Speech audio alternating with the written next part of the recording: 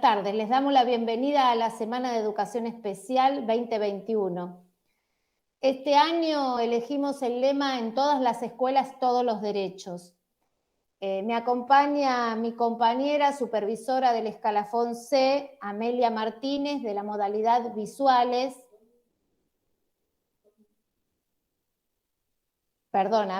Amelia Domínguez, de la modalidad Visuales. Todos los días nuestra comunidad docente y no docente trabaja, educa y acompaña a miles de estudiantes en diferentes modalidades y niveles, con la premisa de la equidad como punto de partida y no como meta a alcanzar, con nuestro horizonte en el cumplimiento de todos los derechos de todos los estudiantes en todas las escuelas del sistema educativo. En la agenda educativa, la Semana de la Educación Especial es una fecha, instala una marca, tenemos un lugar. En nuestras semanas nos tomamos un tiempo para pensar, para parar, para replantearnos, para soñar, para compartir. Nos parece importante rescatar experiencias valiosas para todos. Desde la modalidad valoramos este espacio que nos permite reflexionar, pensar, pensarnos, recorrer, revisar, acompañar, para poder acompañar de este modo a todos los alumnos de la modalidad y también en los territorios. Nos fortalecemos reflexionando sobre nuestras prácticas. Estos 4 días de octubre, todos y todos quienes conformamos Educación Especial nos reunimos para celebrar nuestra semana. Vamos a tomar una frase de Paulo Freire para compartir y recordar el centenario de su nacimiento. Mientras enseño, continúo buscando, indagando. Enseño porque busco, porque indago y me indago. Investigo para comprobar, intervenir, educar y me educo. Por todo esto celebramos encontrarnos. Nosotros acá estamos compartiendo la mesa número 1, cuya temática es la perspectiva interdisciplinaria. Planteamos la perspectiva interdisciplinaria para el abordaje de la enseñanza desde la mirada de, en este caso, maestros terapistas ocupacionales, maestros fonoaudiólogos, maestros psicopedagogos y coordinadoras de los equipos psicosocioeducativos. Creemos que abordar la enseñanza es muy complejo por la complejidad que implica el proceso educativo. La perspectiva interdisciplinaria, el trabajo en equipo, nos permite asumir responsabilidades, tomar decisiones colectivas, entrar en diálogo y compartir metas comunes. En la interdisciplina se produce la intersección de saberes y es desde allí desde donde podemos entender y aportar a las prácticas de enseñanza. Por eso decidimos que esta mesa fuera un colectivo, digamos, donde pudiéramos compartir la interdisciplina. Y para todo ello nos acompañan, yo voy a tratar de mencionarlas en el orden que después van a hablar las compañeras. Pero bueno, les damos un agradecimiento muy fuerte desde la modalidad a todos los compañeros que hoy van a compartir algo de sus prácticas, porque creemos que es entre todos que nos formamos permanentemente. Primero va a presentar Natalia Gabay, que es terapista ocupacional de la Escuela Especial 26 y CENTES 1. Luego Karina Morales, que es maestra fonoaudióloga de la Escuela de Motores 1, Distrito 15. Luego va a compartir Mariana Gisirián, maestra psicopedagoga del 6-7 y la Escuela Especial 17. Y luego van a estar las compañeras Carla D'Agostini, coordinadora del EPSE 4, y Alicia Celes, coordinadora del EPSE 3. Por supuesto que, bueno, voy a volver a mencionarla porque antes la mencioné mal. Me acompaña Amelia Domínguez, supervisora de la modalidad Visuales, que luego va a recoger las preguntas del chat y va a acompañarnos. Bueno, perdón, me olvidé mencionar que nos acompañan las intérpretes de Ilsa, Patricia, Elizabeth, Sabrina y Violeta, que están por ahí y que les agradecemos la colaboración de ustedes y vamos a tratar de hablar despacito para que puedan traducirnos. Bueno, les doy la palabra a Natalia, quien va a empezar con su presentación.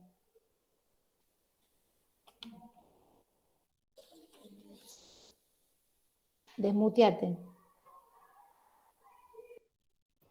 Ahí está. Buenas tardes nuevamente a todos. Muchísimas gracias, Andrea, por la presentación. Mi nombre es Natalia Gabay y estoy en representación de la Mesa de Terapistas Ocupacionales.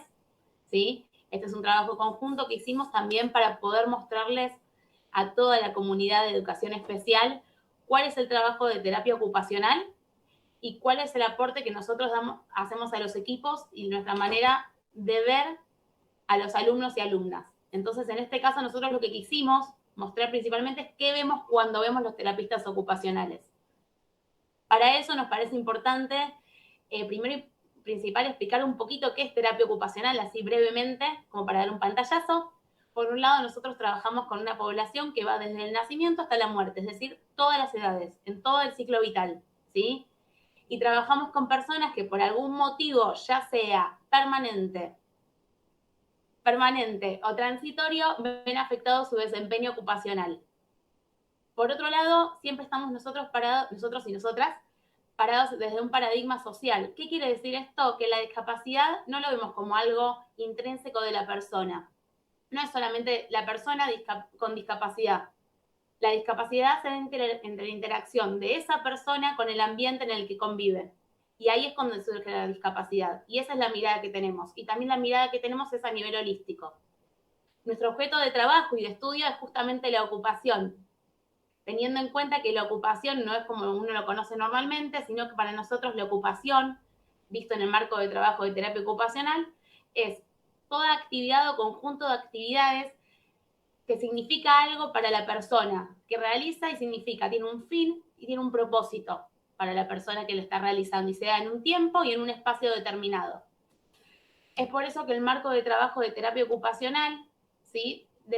Marca distintas áreas de la ocupación. Entre ellos está la educación, ¿sí? Donde tenemos incumbencia nosotros, por supuesto, ¿no?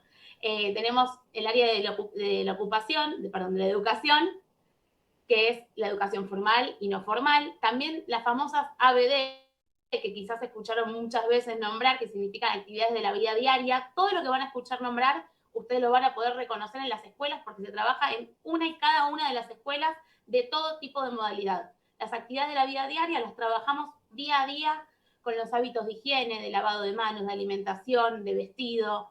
También tenemos las actividades instrumentales de la vida diaria, que por ejemplo tiene que ver con todo lo que es el manejo de dinero, movilidad en la comunidad. Por ejemplo, en las escuelas de formación integral, en las pasantías laborales, los alumnos, los jóvenes, lo que hacen es manejar el dinero, tratar de manejarse en la comunidad, se trabaja para eso. Ahí también hay incumbencia de terapia ocupacional. Por otro lado, también otro área de desempeño de terapia ocupacional es el juego, que se da en absolutamente todas las escuelas, en todas las etapas de la vida y en todas las modalidades. Por otro lado, la participación social y por otro lado, el tiempo de ocio y tiempo libre. Esos son los motivos por los cuales como terapistas ocupacionales intervenimos en la educación, ¿sí? Tenemos que tener en cuenta que, volviendo al principio, que es qué vemos cuando vemos los terapistas ocupacionales, es que siempre que vemos un alumno o una alumna, lo vemos en un contexto, en una actividad, en una ocupación. Nosotros cuando observamos a un alumno, es dentro de una ocupación. Nosotros observamos las habilidades, las destrezas, los obstáculos y las dificultades que se pueden presentar dentro de esa ocupación. ¿De acuerdo? Bien. Nosotros vemos la manera de participar de este alumno dentro de la ocupación y también lo que brindamos y observamos son las estrategias y apoyos necesarios para que se dé eso. Por ejemplo, la ocupación tiene distintos componentes. Podemos tener tenemos 4 componentes. Tenemos la persona que realiza la ocupación.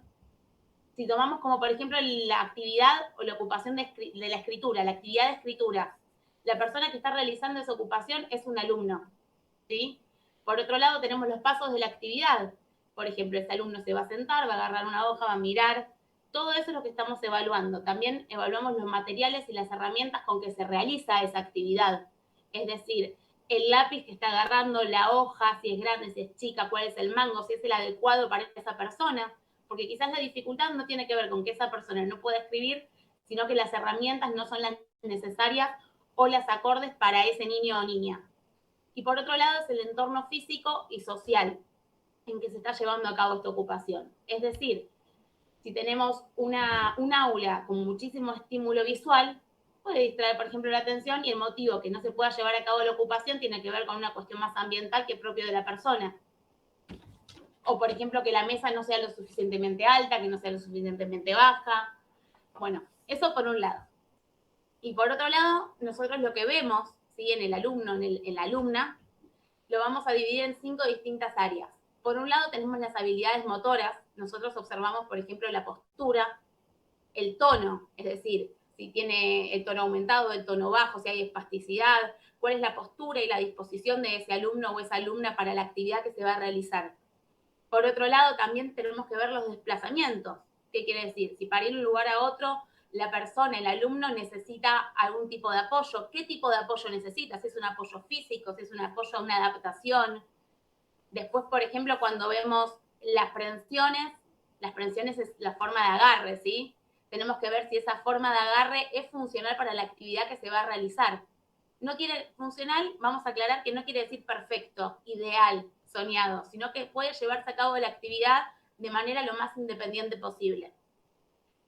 Por otro lado, también nosotros lo que tenemos en cuenta son las praxias, que como dije antes, es la manera de realizar la actividad. Por otro lado, también algo que observamos en el alumno, ¿sí?, son los sentidos. ¿Qué quiere decir los sentidos? Uno comúnmente cuando escucha los sentidos piensa automáticamente en 5 sentidos: la vista, el oído, el tacto, el olfato, me falta uno, y el gusto. Gracias, muchísimas gracias. Bien, nosotros de terapia ocupacional y desde distintas investigaciones en diferentes áreas se sabe que hay 2 sentidos más, que son el propioceptivo y el vestibular, que son un gran apoyo en el día a día de todos, no solamente de los alumnos de las escuelas en las que trabajamos, sino de todos. Si yo a ustedes les pido que cierren los ojos y que me digan dónde está la punta de su dedo gordo del pie, perfectamente van a saber, probablemente, si está todo en orden, si el cuerpo da la información necesaria, van a saber dónde está sin tener que mirar y reafirmarlo con la vista. Ese es el sistema propioceptivo, ¿sí? La información que nos da el propio cuerpo, las articulaciones de nuestro propio cuerpo, de dónde estamos parados, la información. Y todos estos sentidos se dan de forma integral, porque no es solamente percibirlo, sino percibirlo de manera correcta y poder integrarlo para llevar a cabo una actividad. Por ejemplo, lo vestibular, si nuestro cuerpo nos está dando la información adecuada, vamos a tener un minuto, el equilibrio. Nati. Perfecto, porque el sistema vestibular va a funcionar bien, ¿sí? Eso por un lado. Después también tenemos dificultades, ya sea en la integración sensorial, porque se percibe de más, se percibe de menos, un estímulo se puede percibir como dañino cuando no lo es, y puede haber una deprivación o una disminución de algún sentido, como la vista o el oído. Después, en cuanto a lo intelectual, está la comprensión de consignas, es decir, si comprendió o no la consigna, la secuenciación, es decir, si requiere algún apoyo para la realización de actividades. Después también tenemos la forma en que resuelven los problemas los alumnos, ¿sí? Después, intra e interpersonalmente, también nosotros observamos la relación con otros, la aceptación de pautas, la regulación emocional, y sobre todo lo que observamos es la comunicación, es decir, qué intención comunicativa hay y de qué manera se comunica, porque no siempre es un lenguaje oral y no siempre es un lenguaje gestual, puede haber un lenguaje tónico por mayor sudoración, cambio de color en la piel, diferentes estímulos que nos dan una respuesta y quizás es una comunicación no tradicional o lo que uno no espera y a nosotros nos sirve como para poder seguir trabajando.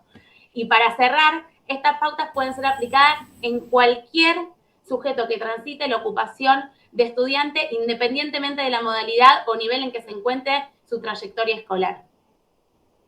Desde acá es donde queríamos presentar un poco la terapia ocupacional y nuestra intervención en los equipos interdisciplinarios. Y ahora le voy a dar la palabra a Karina Morales, que es maestra fonoaudióloga. Bueno, muchas gracias. Genial, Nati, se entendió bárbaro. Y bueno, no, yo quería expresar lo que hicimos, el trabajo que hicimos con todos los coordinadores de la mesa de maestros fonoaudiólogos y maestras fonoaudiólogas y de profesores y profesoras de lenguaje, voz y audición. Así que nada, les queremos decir que desde hace años estamos en educación especial, por suerte. Lo que sucedía antes, hasta el 2016, era que estábamos como divididos en el escalafón B, quienes éramos licenciadas en fonoaudiología y fonoaudiólogas, y teníamos más incumbencia en lo que eran los trastornos del aprendizaje y en la población de alumnos y alumnas que estaban en estas escuelas de recuperación y que transitoriamente no estaban pudiendo los niños sostener la escolaridad en la escuela común. Después estaban los profesores de sordos o profesores y profesoras de lenguaje, voz y audición que estaban en el escalafón C. Esto quiere decir que, bueno, eran unas escuelas que tienen, como todos sabemos, que tienen que ver más con la discapacidad.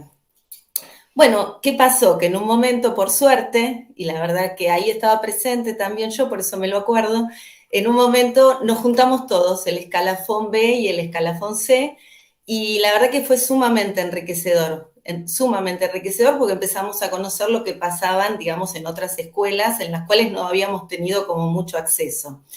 Bueno, ahí empezamos a trabajar juntos, empezamos a elaborar algunos documentos en conjuntos todos, y después con el tiempo se creó el escalafón E, en el cual estamos todos juntos y nos podemos mover, por suerte, tanto en las escuelas del escalafón B, C u A, que serían las domiciliarias y hospitalarias también. Bueno, las personas entonces que trabajamos como maestras fonoaudiólogas y maestros fonoaudiólogos somos entonces licenciados en fonoaudiología, fonoaudiólogos, profesores y profesoras de lenguaje, voz y audición. Hay una excepción en el gabinete materno-infantil que tiene esto de que solo el acceso al gabinete pueden ser licenciados en fonoaudiología por una presentación que hicieron allá por el 2009, si mal no recuerdo. Bueno, trabajamos, igual que lo que comentaba Natalia, en todos los ámbitos de la educación, desde el nacimiento hasta la vida adulta de las personas, y nuestro rol, si bien está muy definido en algunos documentos, tiene ciertas singularidades, sin duda. Digo, estas singularidades apuntan ¿a qué? A las escuelas en las cuales trabajamos, digamos que si bien todos sabemos el rol, nos adaptamos a lo que la escuela y sobre todo a la población escolar necesita. Entonces, bueno, ahí nos fijamos en lo que es la comunidad educativa, participamos en todo sentido, activamente en las mesas de fonoaudiólogos, vemos qué se necesita, digamos, estas cuestiones que tienen que ver con los cambios, como una pandemia, digo, qué pasó con el lenguaje, ¿no? Cómo nos tuvimos que poner al hombro, digamos, estos nuevos medios de comunicación en los cuales la maestra fonoaudiólogos aportamos un montón. También tenemos charlas, digamos, con toda la comunidad educativa, trabajamos con alumnos, con docentes, con padres, con equipos socioeducativos y equipos de orientación escolar.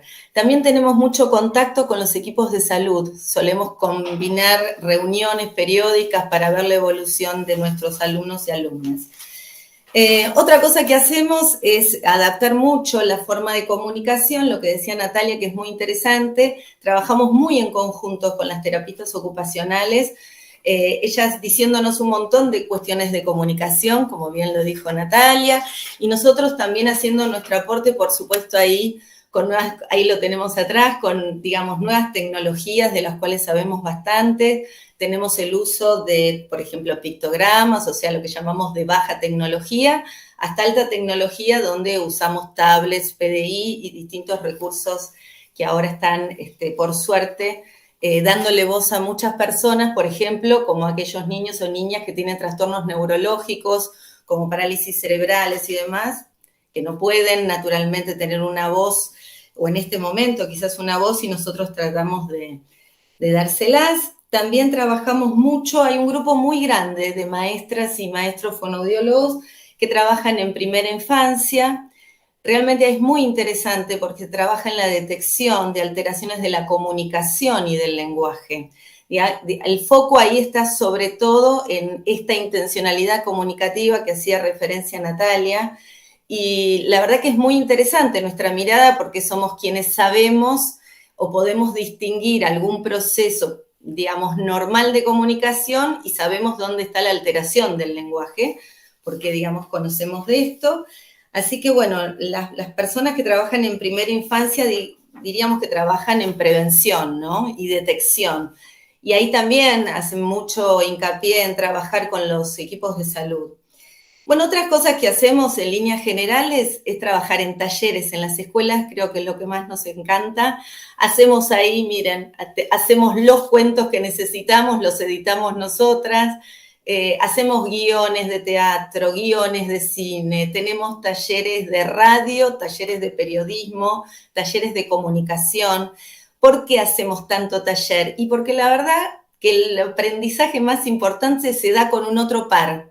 A nosotros la comunicación la vemos desde ahí, digamos, ¿no? En el ámbito de educación, por supuesto, entendiendo que en ningún momento hacemos nada terapéutico, entonces hacemos talleres. En los talleres realmente podemos observar cuestiones intersubjetivas y darnos cuenta del mundo interno de ese niño o esa niña, pero también la comunicación hacia el otro, que es lo que nos interesa en educación.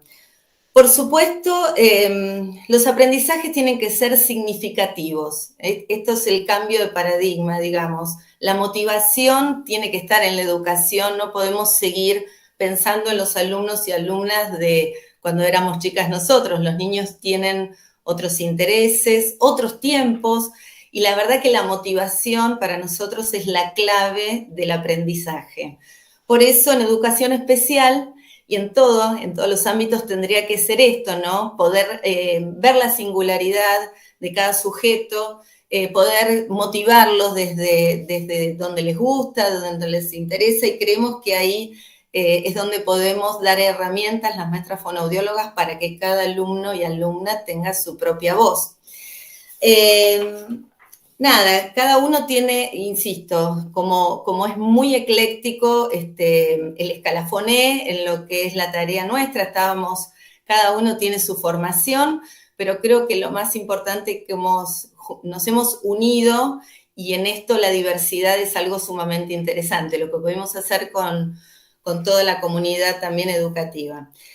¿Qué nos queda como pendiente, hablando con nuestros compañeros y compañeras? Es pensar que quizás las maestras y los maestros fonoaudiólogos somos de un valor muy importante porque la comunicación y los trastornos del lenguaje y de la comunicación cada vez son más visibles, después de la pandemia ni hablar, y creemos que debiéramos estar en más instancias de la educación. En la educación especial, por supuesto, y es ahí donde nos sentimos cómodos, pero por suerte hace años que estamos, y es nuestro terreno, y bueno, eso lo manejamos muy bien, pero pensamos que tendríamos que estar en otros equipos, por ejemplo, los equipos de orientación, pensamos que tendríamos que estar en los equipos socioeducativos.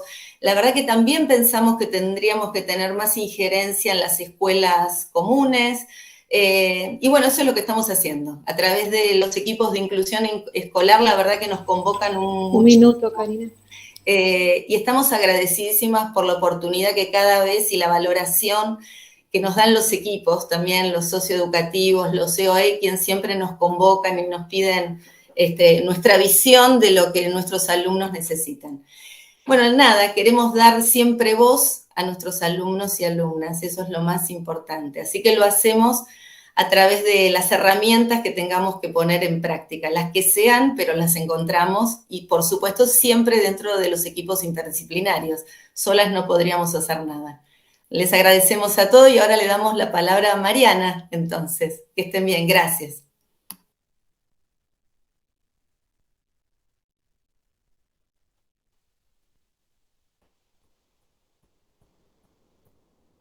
Bueno, hola a todos. Soy Mariana, y según la escuela los invito a pensar con nosotros cómo nos llaman, la psicopé, la PCP, la GPST, la psicopedagoga. Basta para mí, basta para todos. Las y los psicopés jugamos, siempre jugamos y proponemos muchos juegos para enseñar, porque para nosotros jugar y aprender es lo mismo. El mundo se pone al trabajo cuando jugamos y están absolutamente imbricados uno con el otro. Al jugar trabajamos, al jugar aprendemos haciendo.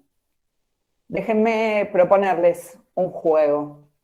Les voy a mostrar unas tarjetas, son 6 tarjetas con unas frases, y ustedes van a tener que imaginar una escena escolar, un contexto, quién la dice, de quién se habla, con quién habla.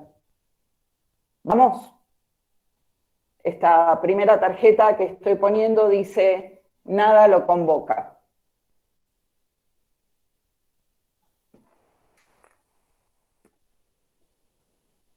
Esta segunda tarjeta que estoy poniendo dice, no hace tratamiento.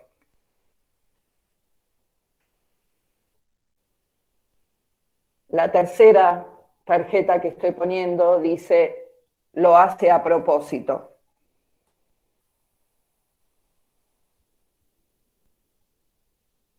Otra tarjeta que estoy poniendo dice, hay que estar muy pendiente, ¿qué hago con el resto?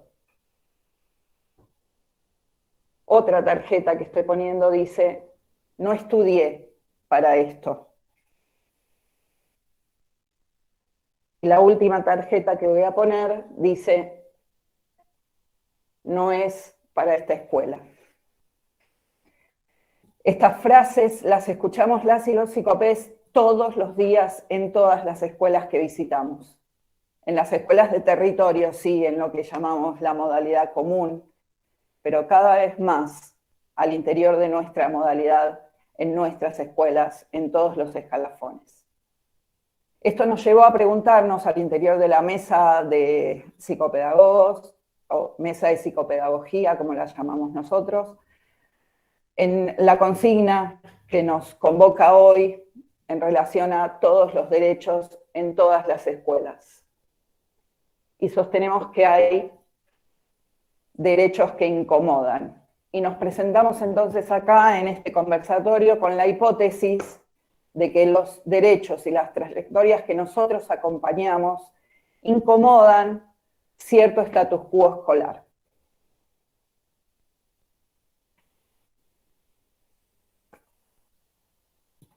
Entonces, que se genere esta incomodidad tiene 2 miradas posibles. La primera mirada habla de usos y costumbres y de la práctica homogeneizante para enseñar que tiene lugar en las escuelas y marca una tendencia del sistema escolar a reducir las barreras educativas en dificultades del pibe y en depositar en alguien la responsabilidad de cambiar mágicamente esas dificultades. La segunda mirada sobre la incomodidad nos invita a transitarla y a descubrir en eso que me incomoda o en quién me está incomodando la posibilidad de que me enseñe. Sandra Nicastro diría revisitar, recorrer lo que hacemos todos los días y que está cristalizado o naturalizado, con ganas de entrar en esa trama y descubrir nuevas posibilidades.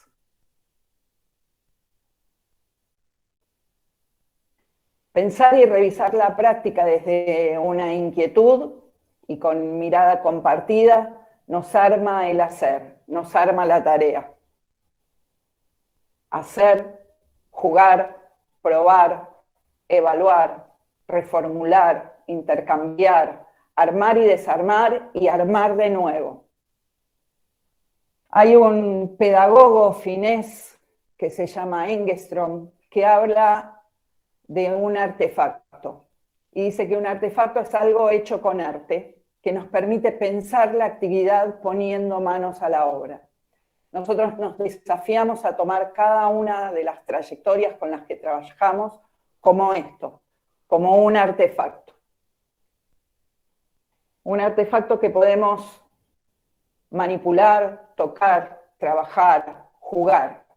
Entonces un artefacto se arma problematizando, con cuestionamientos más que con certezas, con desacuerdos que inician debates y argumentaciones más que con lo que ya conocemos y acordamos, con probar, observar, reformular, más que con establecer y replicar, pero sobre todo abriendo preguntas. Y son las niñeces las que nos dan la posibilidad de pensar opciones, caminos, trayectorias. Estos cauces serán parecidos para algunos y para otros se necesitarán proyectos más individuales, con otros tiempos, otros espacios y con una distribución de personas que los puedan recibir. Siempre, siempre es probar, usar lo que sirve, replicar, corregir, revisar y volver a un espacio cuidado a pensar y volver a intentar. Hoy Delia Cervoni hablaba de las comunidades de aprendizaje. Bueno, esto. Este pensar haciendo nos dibuja y nos hace entender que las escuelas son una escuela para cada pibe, porque cada pibe necesita su escuela y su recorrido. Entonces, ¿qué tipo de escuela es la que nosotros bregamos por transitar o por armar? Es una escuela que se inquieta y que se incomoda, porque al incomodarse aprende. Es una escuela que aprende para enseñar. Es ese movimiento que nos saca de la zona de confort para crear escenarios pedagógicos pensados para cada pibe. Una escuela que, aún con sus claroscuros, con sus bordes, con sus muchos desbordes, con sus periferias, puede generar momentos para descubrir y desarmar barreras que le entorpecen el dar lugar a las infancias. En este lugar y en estos momentos, en estos espacios de incomodidad y de confianza, que nos dan la posibilidad de pensar juntos, ustedes y nosotros, los psicopés, vivimos nuestro rol. No traemos magia, venimos a incomodar. Desde una mirada vygotsquiana a la zona de desarrollo próximo, tanto la incomodidad como la comodidad son necesarias para aprender, en un equilibrio armonioso entre el desafío y el estar pipón. Cuando uno está pipón, no aprende. Y cuando está muy, muy abrumado o muy exasperado, tampoco aprende. Entonces, es con un equilibrio. Queremos pensar colectivamente cómo aprende ese pibe. Y entonces, armar ese andamio de enseñanza particular y único, pero flexible y reformulable. Entonces, proponemos habilitar espacios donde se puedan diseñar, hacer preguntas sin juicios, para generar estos artefactos que nos convocan a todos, a la escuela como institución y a cada uno de los que trabajamos dentro de esa escuela y que la hacemos funcionar. Un minuto, Mariana. A partir de ahí son solo preguntas. ¿Cómo aprende? ¿Cómo sabemos si aprende? ¿En qué momento pasa que sale del no saber y pasa por el asombro y la curiosidad y encuentra lo que estaba intentando conocer con esfuerzo? Y entonces le brillan los dientes y sonríe con toda la cara. ¿Cómo hacer para que lo descubierto conmueva y emocione? ¿Cómo hacemos para que la escuela sonría? ¿Qué necesita una escuela para ser una escuela que sonríe? ¿Cómo le ofrecemos la posibilidad a los pibes y les hacemos vivir una escolaridad brillante y sonriente? Las y los psicopés nos cuesta imaginar el trabajo si no es juntos, con el pensar colectivo, aportando cada uno desde su saber y en el uso de los espacios acordados poder reflexionar y diseñar la acción.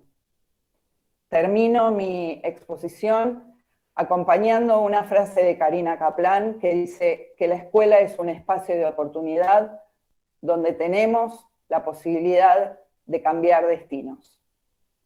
Muchas gracias. Carla, las dejo a ustedes. Hola, buenas tardes. Mi nombre es Carla Agostini, soy coordinadora del EPSE Central 4. Bueno, estoy en representación, parte para contar un poquito, relatarle en este espacio parte de la historia y de la conceptualización de los equipos psicosocioeducativos centrales, los ex gabinetes central. Digamos, parte de conocer la historia, ¿no? Que estamos incluidos nosotros lo que es dentro de la Dirección de Educación Especial del Ministerio de Educación. Allá por el año 1977 se crea el Gabinete Central Zona 2. Pertenecía a la Secretaría de Acción Social, que es del actual Ministerio de Desarrollo Social. Funcionaba en la actual Escuela Integral número 9 para atender la población de las escuelas asistenciales, que hoy pertenecen a la Dirección de Educación Especial. Creado como un gabinete psicopedagógico dependiente de la actual Dirección de Educación Especial del Ministerio de Educación. En el año 1983, este equipo no fue incluido en el estatuto docente por error u omisión. En el año 1994 se ponen en funcionamiento otros 3 gabinetes, se incrementan a 4. En el año 2014, según la ley 5206, se formaliza los gabinetes centrales zonales, pasando a denominarse equipos psicosocioeducativos centrales zonales. Se los incluye en el estatuto docente. En el año 2016 se crean los cargos de miembro de equipo de EPSE y la coordinación de cada equipo. Solo se realizan los nombramientos de los miembros de equipo. En el año 2020, en el mes de noviembre, se realizan los actos administrativos para el nombramiento de los cargos de coordinación. Actualmente los 4 EPSES están formados por 4 miembros de equipo y una coordinación zonal. Cada EPSE son 4 EPSES zonales que están distribuidos son las zonas según los distritos escolares y sus periferias. El EPSE Central 1 trabaja, por ejemplo, con el distrito escolar 1, 3, 4, 5 y 6, el 2, 7, 8, 11, 19 y 21, el 3, 12, 13, 17, 18 y 20, y el 4, 2, 9, 10, 14, 15 y 16. ¿Cuál es la finalidad de la intervención de los EPSES? La finalidad de intervención de los EPSES centrales reside en reorientar la trayectoria escolar de los niños, niñas, jóvenes y adultos, cuando por las particularidades presentadas en su trayectoria escolar requieran su revisión y ajuste, siempre en clave inclusiva, con el compromiso corresponsable entre todos los actores intervinientes en el cuidado y seguimiento de la trayectoria escolar, de hacer efectivo el derecho a la educación. Los equipos hacemos una valoración psicoeducativa. Es un compromiso corresponsable.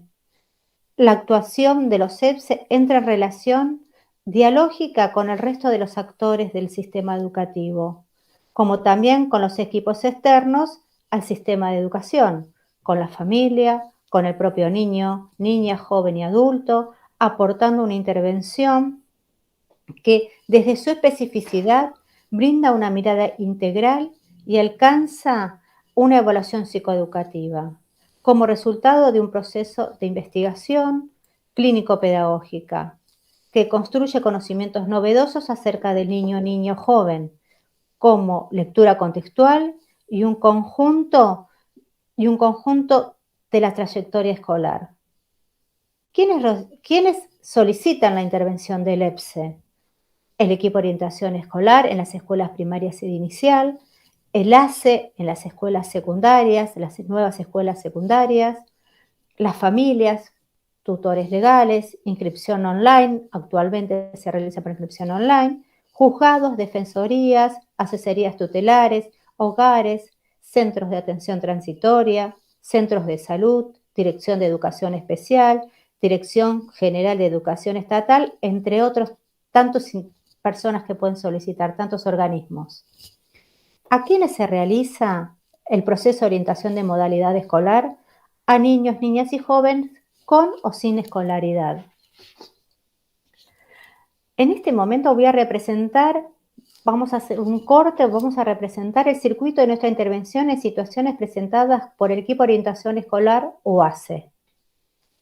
Esta refiere a situaciones escolares que son presentadas por el equipo de orientación OACE, tal como lo establece la disposición 3239 de la Dirección General de Educación Estatal del Gobierno de la Ciudad de Buenos Aires del año 2009. Son aquellas en las que los niños y jóvenes que transitan en los diferentes niveles educativos de la gestión estatal y requieren reorientación de las trayectorias educativas, se hace el pedido de intervención al EPSE, siendo esta la resultante de una serie de estrategias previamente implementadas que involucra a todos los intervinientes en la situación, lo que constituye una red compleja atravesada por factores intra y extra institucionales. Convoca al trabajo previo en las mesas de inclusión, pensando en la configuración de apoyo de educación especial, para no solo garantizar la continuidad de la trayectoria escolar, sino el cumplimiento al derecho a la educación en la institución más adecuada a la singularidad del niño o joven. Luego de esas intervenciones mencionadas, en forma muy acotado lo que se está describiendo en este espacio, y cuando los diferentes actores de la enseñanza común, en acuerdo con la configuración de apoyo de educación especial, consideran pertinente, solicitan la intervención del EPSE para reorientar la trayectoria escolar del alumno o alumna. ¿Qué implica la intervención del EPSE? Es el momento de realizar una pausa y preguntarse junto a las instituciones: ¿cómo se constituye el mejor lugar para este alumno y alumna? ¿Cuál es su particularidad, modo de presentación? ¿Cómo es su manera de construir los aprendizajes? ¿Qué andamiajes docentes requiere, teniendo en cuenta el recorrido escolar y las vicisitudes del mismo? ¿Qué sucede en el ámbito terapéutico, si los hubiere, o hay que pensar que tiene que tener este niño? ¿Cómo es su contexto sociofamiliar y cómo lo acompañan en el proceso de construcción subjetiva y de los aprendizajes? Es el momento de reflexionar acerca de que ese niño, niña y joven devendrá como alumno y aprendiente. Para ello es necesario que podamos visualizar las variables que lo posibilitan. Es esencial pensar en lo posible y que para todos no es igual. Bueno, le doy el paso a mi compañera Alicia Celes, del EPSE Central 3. Hola, buenas tardes a todos y todas. Un gusto compartir esta mesa. Estoy escuchando atentamente a mis compañeras. La verdad es que agradecemos este espacio para pensar las prácticas desde el equipo central. Yo voy a hacer en eso que Carla llama pausa, ¿sí? Un modo de contarles. Les propongo pensar las prácticas a partir del concepto de trayectorias escolares.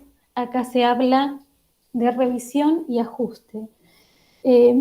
La noción de trayectoria escolar permite abrir, ¿no?, la pregunta sobre el desempeño de un alumno, su historia en la escuela, cómo ha sido, cómo se observa, ¿sí?, ese hacer en la escuela, fundamentalmente pensando en cuáles son las estrategias.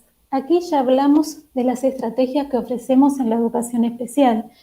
Bueno, ¿cómo son esas estrategias que ha tenido lugar en la trayectoria? Es decir, estamos haciendo énfasis muy claramente, ¿sí?, en las estrategias de enseñanza, pero obviamente poniendo hacia adelante la posibilidad de pensar cómo son los aprendizajes, ¿sí?, y profundizar específicamente en el aspecto de que esos aprendizajes puedan ser relevantes. Porque si nos llega una situación, como dice Carla, en el equipo central, es porque algo allí no ha estado funcionando, digamos, en la escuela como se espera. Entonces, la revisión requiere de algunas de estas cuestiones, de pensarlo de manera interdisciplinaria, como ya se ha dicho aquí, ¿sí?, teniendo en cuenta campos, saberes disciplinarios, en diálogo, en sobre todo en interrogación, diría yo, ¿no? Y por último, dar cuenta de intervenciones en perspectiva de derecho.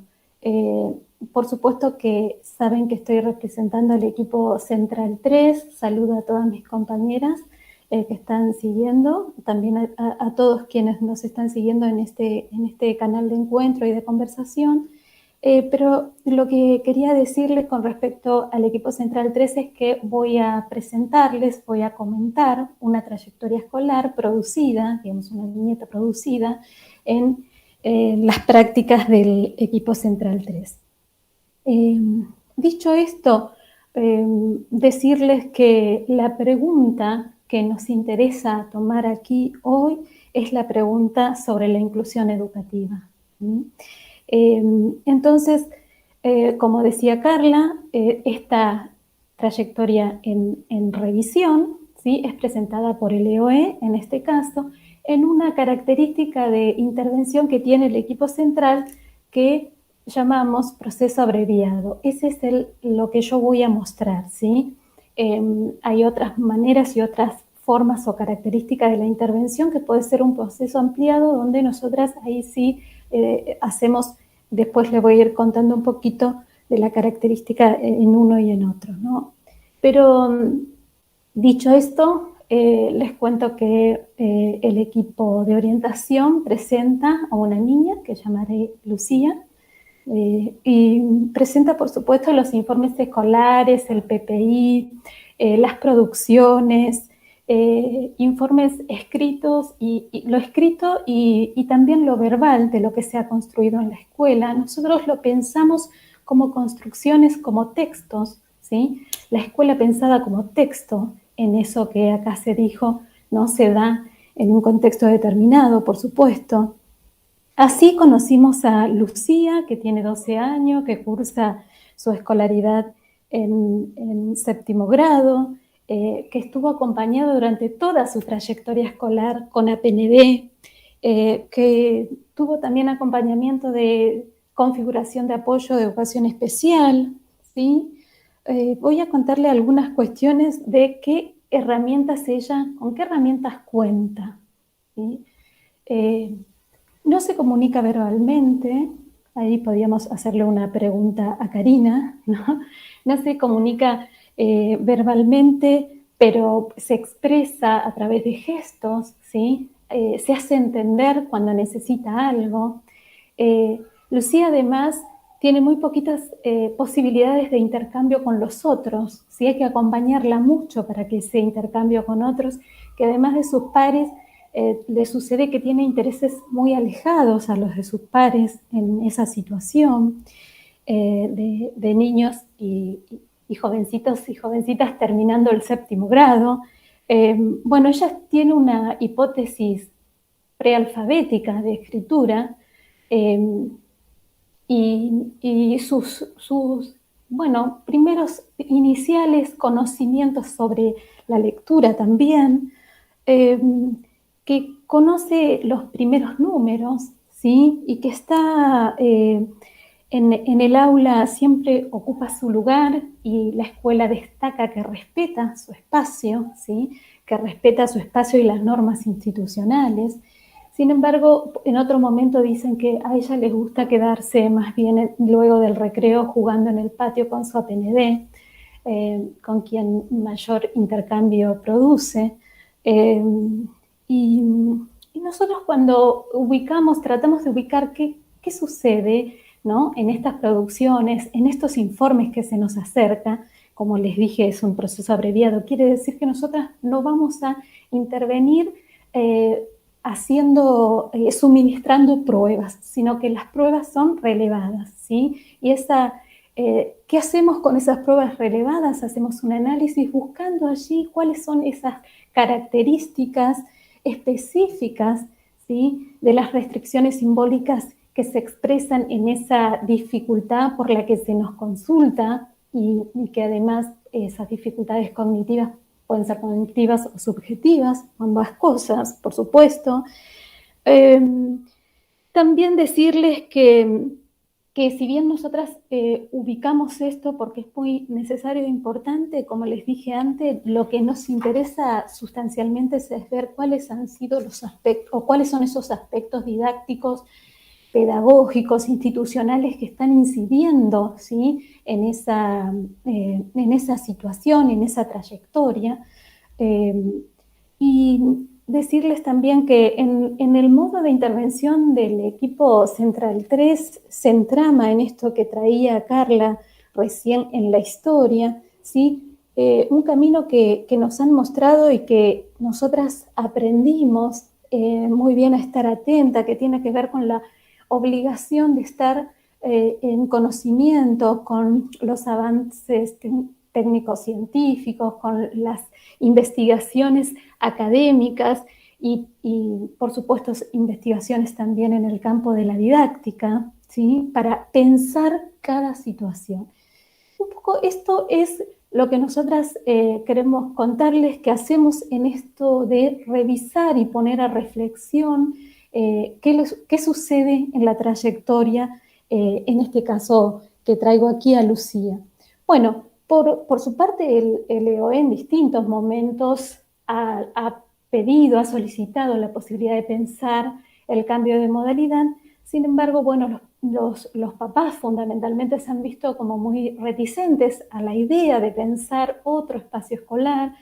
La escuela allí también ha producido como una especie de contrato, que aquí vamos a llamar contrato por la medalla y la certificación, que es como si no hubiese alcanzado la promesa de la escuela, ¿no?, de la escuela común, de la escuela primaria, que al finalizar se entrega una certificación. Aquí podríamos decir, pareciera como que fue necesario hacer, ¿no?, volver a prometer, y entonces la escuela decía, vamos a darle el certificado y la medalla. Y ese hecho, nosotras ahí sí hacemos una inferencia y creemos un poco que algo de esto ha sido, digamos, un elemento que hizo que los papás no quisiesen renunciar a esa idea, ¿no? Y entonces ellos decían que Lucía tenía derecho a una experiencia común. Aquí un punto central, porque nosotras también, aquí ya se dijo, creemos cada vez y toda vez que la experiencia común es un derecho. Después podríamos revisar si en la trayectoria, en esto que estamos contando, bueno, qué de común tiene, digamos, esa experiencia y abrir a interrogación y a pregunta para que los papás puedan pensar y pensar sobre cuáles pueden ser otras opciones en donde tener en cuenta presente, ¿no?, las vicisitudes también del estar y del modo de aprender y de conocer que nos presenta en este caso Lucía, que ha mostrado, yo diría, en algún momento de su trayectoria, cuestiones como un estado de estrés, de gran estrés, que fue diagnosticado, digamos, por los médicos, y que se puede como pensar allí entonces que a pesar de no hablar, Lucía contó, ¿sí?, manifestó a través de su cuerpo padecimiento y sufrimiento en relación con ese estar en la escuela. Minuto aquí. Bueno, gracias, Amelia. Contarles además que, bueno, lo que fuerza la idea de pensar el cambio de modalidad escolar es la trayectoria escolar secundaria. Acá hay toda una cuestión para pensar y ver. Decirles que cuando pensamos con la familia y cuando abrimos a la interrogación de pensar esto que les decía, bueno, cómo es una experiencia común, ha podido intervenir distintas instancias, posibilidades de la supervisión, de la escuela especial, contando y mostrando y acompañando en esas decisiones que había que tomar para pensar una escuela, que no se trate de la cuestión de si es la escuela especial o es la escuela común, sino pensar más bien en una construcción conjunta de ese lugar escolar que permita construir lo que acá se dijo, autonomía de pensamiento, una construcción de tener presente una concepción integral de aprendizaje. Esa es la escuela que habitamos nosotras, quienes hacemos la escuela especial, quienes hacemos la escuela en el sentido de un sistema educativo inclusivo. Y para finalizar, entonces, yo les digo que nuestra obligación ética y pedagógica cada vez es esa, la de ofrecer posibilidades de construir un vínculo pedagógico amoroso muy distinto a la subalternidad, aquella que trajimos a Freire, ¿no? En sus 100 años de su nacimiento, enseñar a los niños y jóvenes que sus deseos valen, ¿sí? Y en ese sentido, enseñar, porque a decidir también se aprende, ¿sí? Con prácticas educativas que den márgenes de libertad y autonomía de pensamiento. Muchísimas gracias a todos y todas. Bueno, muchísimas gracias a todas. La verdad que estoy orgullosa de pertenecer a la modalidad de educación especial escuchándolas. Es un placer. No hay otro modo de trabajar para nosotros si no es desde la interdisciplina. Así que realmente es un placer escucharlas, a todas y a cada una. Bueno, mi tarea hoy es relevar la información y los mensajes que tenemos en el chat. Primeramente es un gracias de todos, ¿sí? Lo que se lee es gracias, gracias y gracias, y felicitaciones por todo lo que pusieron y por todo el trabajo en la tarea diaria, ¿sí? Que nos toca dentro de la modalidad. Ahora le pido a la gente que nos está viendo si quiere hacer alguna pregunta, ¿sí? Remarco ciertas frases que han salido en el chat mientras ustedes iban conversando, ¿sí? Algo que surgió es la necesidad que las profesionales estén en el EOE, ¿sí? Es importante, no importa el contexto donde se encuentre el alumno, también lo que solicitan desde el chat es poder que estas charlas se puedan escuchar también en los niveles, ¿sí? Porque son sumamente enriquecedoras, eso también salió. No sé, estoy habilitando el chat, estoy esperando que pongan alguna preguntita, más allá de las felicitaciones que las reitero, ¿sí? Muy bueno todo lo dicho, dicen. Siguen las gracias. Esto de los derechos que incomodan, pusieron en el chat cuando ustedes iban hablando, las compañeras docentes y compañeros pusieron una frase, hay derechos que incomodan, ¿sí? Muy interesante esa reflexión también, ¿sí? Ahora yo las voy a habilitar a ustedes mientras los compañeros ponen preguntas en el chat. ¿Qué se preguntarían ustedes, entre ustedes, de lo escuchado? ¿Quién quiere comenzar a preguntarse? Epa, las puse en una situación difícil. O alguien que quiera, algo que quieran remarcar, algo que quieran reforzar de todo lo dicho. A mí me pareció sumamente interesante lo que dijo Mariana, esta de pensar que la escuela especial quizás, no tan pensando en lo singular, que también quieren normalizar a los alumnos y alumnas, y esto es lo que dice Mariana, quizás se incomoda escuchar esto en escuelas, en educación especial, lo que escuchábamos antes en la escuela común y ahora se empezó a escuchar hace un tiempo y decimos, no nos puede pasar esto, no nos debiera pasar esto. Me parece lo más interesante, ¿no? Así que, es una reflexión la que trajo Mariana y el colectivo que representa, que es muy, muy importante. Volvernos a pensar que somos educación especial, que tenemos todas las habilidades, toda la trayectoria, todo el pensamiento para ver lo que aquel niño, niña, joven, adolescente, adulto necesita y ver eso, digamos, no ver que la escuela, cada niño tiene que estar feliz, como dice Alicia, ¿no? En alguna escuela tiene que encontrar su lugar donde estar con una sonrisa amplia, como también decía Mariana, mostrando esos dientes de sonrisa. Nosotros también que vemos los gestos, ¿no? Los ojos que brillan, toda la gestualidad, todas las palabras o no palabras, el cuerpo, como decía Natalia, ¿no? Esta felicidad que se ve más allá de las palabras, tendríamos que estar pensando en eso y no tanto en si incomoda a un niño o una niña en educación especial. Eso.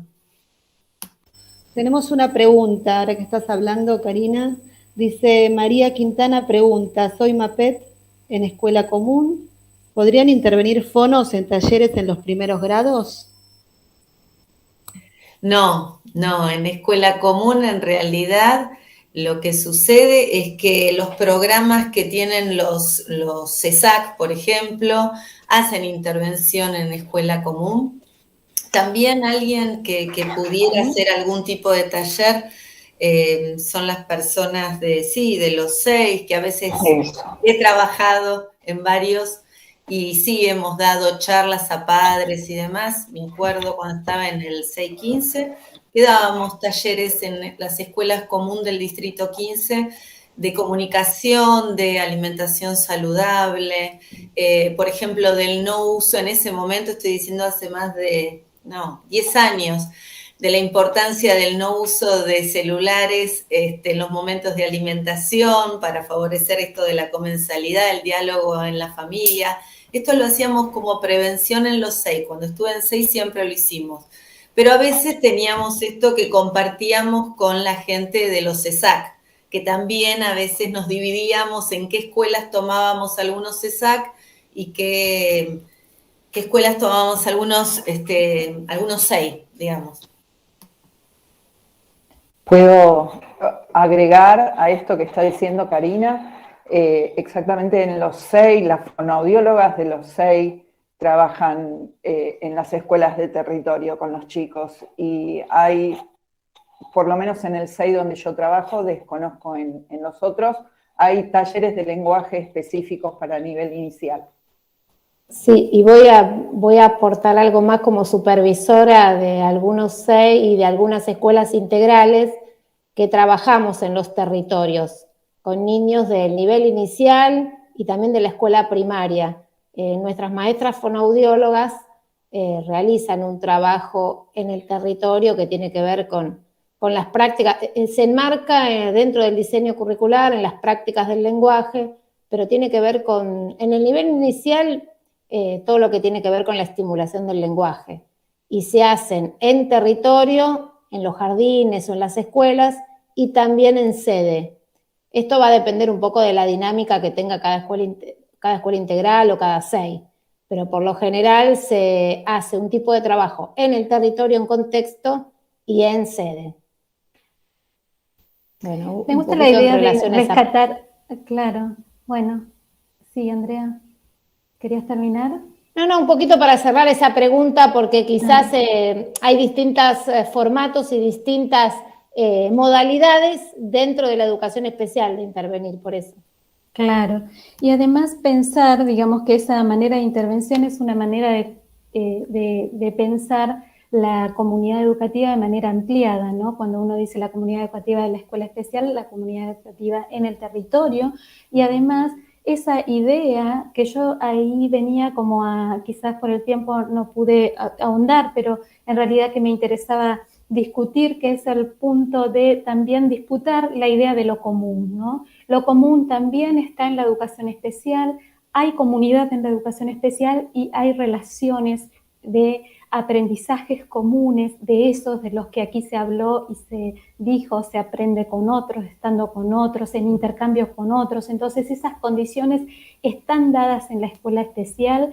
Yo sí hago énfasis en eso y tomo lo que trae Mariana en relación con las preguntas que nos tenemos que hacer hacia el interior de la educación especial, pero también apuesto a esas señales que tenemos en educación especial a través de estos proyectos, ¿sí? En los que tenemos que irradiar y poner el énfasis en todo ese potencial que tiene la educación especial por todavía recorrer, ¿no? Cuando uno escucha a Natalia y a uno se le ocurre, bueno, qué interesante, cuántas preguntas que pienso yo podría haberle hecho a Natalia en relación con ese modo de estar, ¿no? De Lucía, por ejemplo, y esas cuestiones que traía en relación con las condiciones y posibilidades de transitar la escuela, para no seguir pensando, digamos, de manera dicotómica, ¿no? La idea de la escuela especial, sino como un sistema inclusivo, un sistema educativo que tiene escuelas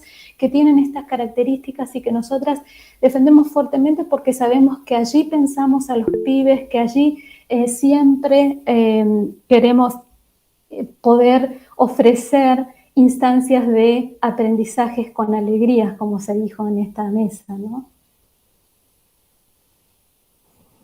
Hay un comentario para Carla y para Alicia que dice, se necesita mucho más trabajo con las familias a la hora de definir el cambio de modalidad.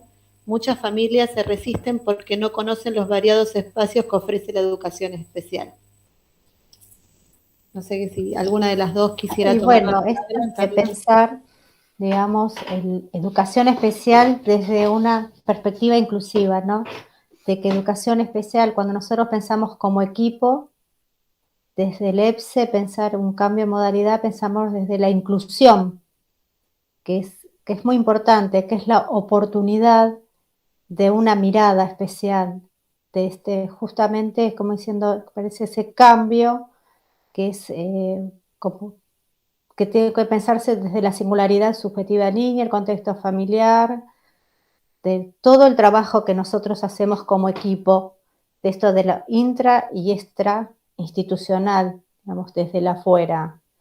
Sí, yo a eso, claro, yo a eso agregaría, Carla, inclusive a mí me preocupa algunas de estas cuestiones cuando se trabaja y se piensa qué pasa, ¿no? Con las familias que no llegan como a poder pensar en qué pasa, a recuperar esos saberes que tienen los papás, a veces papás muy desapropiados, ¿no? Del conocimiento de qué le pasa a su hijo, a su hija y digamos, y cómo está en la escuela. Y no encuentro otro modo que no sea seguir trabajando y seguir pensando juntos, porque es en el territorio, por eso nosotras hacemos mucho énfasis en que las trayectorias escolares, la intervención para pensar el cambio de modalidad, tiene que intervenir la educación especial primero en el nivel, para pensar estrategias, pero no para ir solamente a observar y a ver qué sucede con un niño, sino para pensar y ofrecer estrategias. Y luego, en todo caso, ese trabajo lo deje en un lugar a esa familia y a ese niño, ¿no? De posibilidades de pensar otras, de manera conjunta, otras posibilidades, valga la redundancia, a pensar entonces el cambio de modalidad, si eso fuera necesario. Ahí, Alicia, no pensar un cambio de modalidad, es la continuidad. Hablemos desde un continuo en otro espacio escolar que también es una oportunidad. Este trabajo de educación especial, que es muy importante, que vaya acompañando, que se vaya presentando en las escuelas. Hay muchas escuelas que nosotros tenemos de educación especial que van ofreciendo talleres y donde el niño ingresa en el otro espacio de manera acompañada, la familia ya va conociendo otro espacio y ve que su hijo está más contento, tiene avances en los aprendizajes, no se siente discriminado, la felicidad, digamos, esto de poder ir. Bueno, pero esto es un trabajo que lo estamos haciendo los EPSES, hablo en general de los 4 EPSES con las supervisoras que estamos trabajando de la inclusión del niño de forma paulatina y quizás el cambio se dé, pero ya de una manera más cuidada. Esto es lo que yo hoy exponía, ¿no? Del cuidado, del trabajo de la mesa de inclusión, que es muy importante, que es una mesa que intervenimos de escuela primaria, lo que es escuela común, escuela, digamos, tanto primaria, inicial, a veces intervienen las secundarias, las nuevas escuelas secundarias, con las supervisiones, donde vamos pensando la trayectoria de cada niño cuando se lo está pensando la continuidad en otro espacio, ¿no? También garantizando el derecho, porque a veces parece que solo el derecho a la educación está en la escuela de nivel común. No, en educación especial también. En educación especial se aprende, se trabaja, se enseña, se juega, se comunica, se habla, se pone el cuerpo, digamos, todas las profesionales que participamos acá, y muchas más que no están las maestras psicólogas y otros espacios, digamos, las trabajadoras sociales que también aportan muchísimo, que en esta mesa no están, pero es un compartir del pensar en conjunto la trayectoria de ese niño en esa etapa, ¿no? Es un continuo. Digamos, el EPSE cuando piensa es un periodo de ventana, quizás lo está, pero no es solo en el aquí, en ese momento. Uno va pensando más allá, la trayectoria. ¿Qué podemos pensar para ese niño, esa niña, ese joven a futuro? Gracias, Carla. A ver, Nati, que querías comentar algo. A mí me interesa destacar dos conceptos que nos unen a todos en la forma de trabajar, principalmente, que los dos fueron mencionados a lo largo de este conversatorio. Por un lado, el concepto de equidad. Eso es un derecho. La igualdad no es para todos los mismos. El derecho es poder darle a cada quien lo que necesita. En el caso que comentaba Alicia, por ejemplo, de Lucía, en este caso es sumamente importante poder ver lo que ella necesita. ¿Quién es Lucía? ¿Qué necesita ella? ¿Qué le podemos brindar? ¿Por qué? Porque en base a lo que le podemos brindar, ella va a poder desarrollar todo su potencial. Pero si le brindamos lo mismo que necesita Martín, ella no va a poder manifestarse. Entonces ya deja de ser común, no común, especial, no especial. Importa esto que decía exactamente el cartel que acaba de poner Mariana. Cada pibe en su escuela. Importa la escuela de Lucía, importa la escuela de Martín. Importa ver a cada niño con las características que tienen, como mencionaba anteriormente, cuáles son sus habilidades, sus destrezas, sus obstáculos, y poder brindar en base a eso la mejor escuela posible y las mejores estrategias posibles. Y por otro lado, algo que quería destacar chiquito, que yo lo mencioné al principio cuando empecé a hablar, es esto del paradigma social. En este caso, o sea, si bien es un paradigma nuevo, muy nuevo, ¿sí?, que se está desarrollando, los cambios en las escuelas que está viendo, hoy en día Lucía no es que tiene una discapacidad Lucía, porque Lucía es en su entorno, no es Lucía ella sola jugando con su APND en el patio. Es Lucía en su entorno, es las herramientas que le puede brindar su docente, es las posibilidades que le brinda su familia al decidir o no cambiarla de modalidad. Entonces, esto de poder ver que brindándole a cada niño lo que necesita, y eso a nivel social, eso para mí es lo que va a ser el cambio de acá en adelante en todo lo que es educación, de acá hace un tiempo en realidad que ya está empezando a ver este cambio.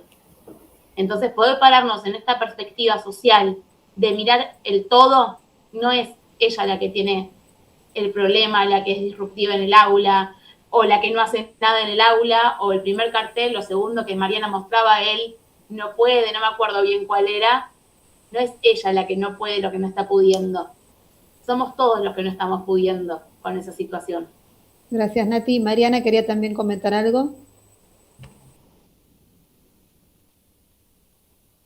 Sí, me convoca a pensar esto que estamos transitando. Yo, si bien tengo experiencia en educación especial, también estuve como del otro lado. También fui maestra de grado y estuve en la modalidad común. Y hay ahí una cierta articulación que todavía es necesaria. Necesitamos mostrarnos mucho más a la modalidad común. Necesitamos que común nos conozca, que sepa de qué se tratan los escalafones, que sepa de qué se trata cada dispositivo, que sepa que el SEI no es el EOE, que sepa que, no sé, necesitamos trabajar mucho más mancomunadamente con la modalidad común. Gracias, Mariana. Alicia. Sí, lo que quería agregar es con respecto a esta idea de pensar desde dónde intervenimos, ¿no? Con una idea conceptual que tiene que ver con una perspectiva socioconstructivista del aprendizaje. Entonces, digo, ahí nos ubicamos también y nos ordenamos en esto que decimos cuando decimos, ya no estamos queriendo, de hecho, no presentamos, podríamos presentar acá a Lucía desde su diagnóstico, y yo comenzar contándole cuál es el diagnóstico, y acá no es necesario, no nos interesa ese punto central, porque yo dije que el énfasis está puesto en la trayectoria, en cuáles son las estrategias de enseñanza que dieron lugar a pensar, y en todo caso a tener que pensar que esa no es la escuela que ofrece lo que necesita, y entonces tengamos que pensar otra. Y en el mismo sentido, digo, pensar otra escuela puede ser, por supuesto, una escuela especial, o puede ser inclusive la misma escuela común, una otra posibilidad, digamos. Pero esto, ¿no? Me parece que nosotras en esta mesa y en las otras que seguramente se están dando en este momento a discusión, porque sabemos que están sucediendo en forma, digamos, simultánea, la discusión y la cuestión de pensar que tenemos situaciones de mucha complejidad, y no hablamos de la complejidad en tanto que es difícil, ¿no? Sino cómo construimos el problema, en todo, cómo lo entendemos al problema en todo caso. Y a mí me parece muy interesante esta idea de Rolando García, que trae que la pregunta del otro en relación con su propia disciplina, la pregunta que me puede acercar el otro desde la otra disciplina es lo que abre a posibilidades de seguir pensando nuevas formas, y eso que en algún momento llamamos construir una novedad en relación con las trayectorias a las que vamos a intervenir y a pensar. Que eso es muy importante, quizás que se me pasó en la cuestión de decir, pero que realmente para nosotros, cuando intervenimos en una situación, intervenimos tratando de ubicar allí algo nuevo, encontrar qué es lo posible de acercar como pregunta, ¿sí? Y no tenemos nosotras definiciones, no somos los que decidimos. A veces se suele decir, ya que estoy hablando del lugar de los EPSE centrales, suele circular una idea que nosotras decidimos sobre, ¿no? Que tenemos como somos quienes determinamos la escolaridad. Bueno, ahí hay mucho todavía por pensar y construir, porque nosotras no decidimos, hacemos sugerencias y construimos, y a veces nos sale mejor y otras veces no tanto, pero crean que cada vez el compromiso es el que acá se planteó. Gracias. Eso. Karina, vamos a darle primero la palabra a Karina, después a Natalia. Sí, yo también pensaba en esto que venimos hablando, de lo social, ¿no? De la importancia de lo social. Pensemos en esto de la pandemia, cómo influyó en la comunicación, en el lenguaje. Digo, podríamos decir que la incidencia que tuvimos de cantidad de niños y niñas con trastornos del lenguaje tiene que ver, porque ahora, surgió el tema de que genéticamente los niños tienen más trastornos del lenguaje. Y no, la verdad que no, tiene que ver lo social, lo ambiental, lo que ha sucedido con haber estado encerrados casi 2 años frente de pantallas y viendo celulares u otros dispositivos, y los niños quizás no tuvieron el tiempo de jugar, los papás obviamente tuvieron que trabajar. Así que, bueno, ¿cómo reformulamos todo eso? Si no, diríamos que todos los niños ahora tienen trastornos del lenguaje. Y no, la verdad que la mirada social es muy importante, el entorno, el contexto, lo que le brindamos a estos chicos y estas chicas como recurso simbólico, y bueno, hace 2 años fueron las pantallas. Entonces, ahí se jugó lo subjetivo de muchos niños, y los que estaban en plena constitución, la verdad que se vieron atravesados por todo lo visual. Y bueno, el registro fonológico, la conciencia fonológica, como nosotros tanto apelamos las maestras y maestros fonoaudiólogos, pareciera como que el canal auditivo, se dejó de prestar atención, ya no hay lugar para esto y todo pasa a ser visual. Así que no, el contexto es importantísimo y lo social también, claro. Nati. Me resulta como última reflexión muy interesante poder decir, sí, que lo que nos convoca acá es el trabajo interdisciplinario. Y el trabajo interdisciplinario no quiere decir saber todas las disciplinas, para nada quiere decir eso, sino que justamente que en estos espacios de intercambio donde cada uno va mostrando su rol, pudiendo expresar, pudiendo debatir, el otro va a saber qué buscar de mí vas a ver qué buscar de Karina, vas a ver qué buscar de Mariana. Recién Alicia en un momento mencionaba cuántas preguntas hubiese hecho si hubiese sabido esto. Creo que el trabajo interdisciplinario es eso, saber con quién contamos en el equipo, saber qué preguntar. O justamente si no sabemos qué preguntar, decirte, veo algo acá que me gustaría, que creo que podés aportar algo de acá. Es poder contar con el otro y saber a quién preguntarle en cada momento. Eso para mí es el trabajo interdisciplinario y poder hacer una construcción de un todo, ¿sí? Viéndolo de las diferentes disciplinas. Excelente, Nati. Acá lo que dicen en el chat, que se necesita mucha difusión en las escuelas comunes. Es el punto común que todos los colegas están diciendo, que a partir de la difusión de nuestro trabajo, de lo que se hace en nuestras escuelas, es imprescindible poder trabajar con los niveles, ¿sí? Y hoy se habló mucho de los derechos. Fundamental. Amelia, hoy se habló mucho de los derechos. Yo quiero rescatar una idea acerca de la relación del interés superior del niño, ¿no? Que podamos poner verdaderamente en serio y en el centro, en las escuelas, en las relaciones familiares, en, digamos, las distintas instancias de intervención de la infancia, el interés superior de los niños, niñas y jóvenes. Esa me parece a mí que es dentro de las cuestiones y de el derecho a ser escuchado, me parece un tema central en todo lo que nosotras estuvimos aquí conversando y planteándonos, ¿no? Excelente. Bueno, quiero también destacar que los agradecimientos, las felicitaciones no paran, así que se los quería transmitir, ¿sí? Y bueno, para ir cerrando, porque ya nos quedan algunos minutitos, si alguien más quiere en estos últimos minutitos dar su aporte, están abiertos los micrófonos. Agradecer un poco a todos los que nos han seguido, ¿no? Eso. Sí, lo que les quería decir de nuestra parte, que bueno, que está bueno que convivan distintos saberes en las escuelas, porque todos tenemos distintos saberes y está bueno ponerlos en función de esto que pensamos, ¿no? En función de este bien superior y en función de nuestras prácticas y en función de porque todos compartimos metas, que es que los niños aprendan y sean felices en nuestras escuelas. Entonces, está bueno el valor del conocimiento que cada uno aporta a esta tarea. Bueno, y agradecerles a todos los que nos acompañaron participando en nuestra mesa y bueno, poder compartir parte, digamos, de todo nuestro trabajo en equipo que se da en todo lo que es educación especial.